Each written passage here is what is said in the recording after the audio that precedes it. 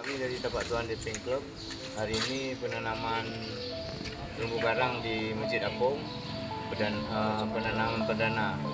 Ini yang kita buat medianya semacam pipa yang kita rakit supaya ada seninya. Ini medianya, banyak media-media lain tergantung dari kita masing-masing untuk membuat media. Ada yang dari cor, ada yang dari bambu. Tergantung dari keinginan kita bersama lah. Ini kebetulan yang kita pasang dari media pipa dengan media coran dari semen.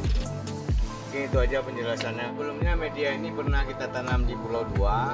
Alhamdulillah sudah tumbuh dengan pipa ini juga yang kita rakit.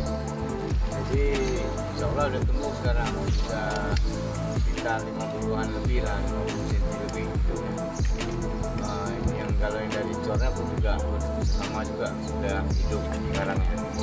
Ini yang di Masjid Apung, mudah-mudahan bisa hidup. Terima kasih. Dan depan tanam nanti terus Robi, Henry, Galip, juga dulu Ilham. Posisinya kayak gini lah, nanti batu sampai sampingnya yang 8 tuh. Jadi di sini ditaruh, tinggal mana nggak ada kaki, taruh batu bawah nih.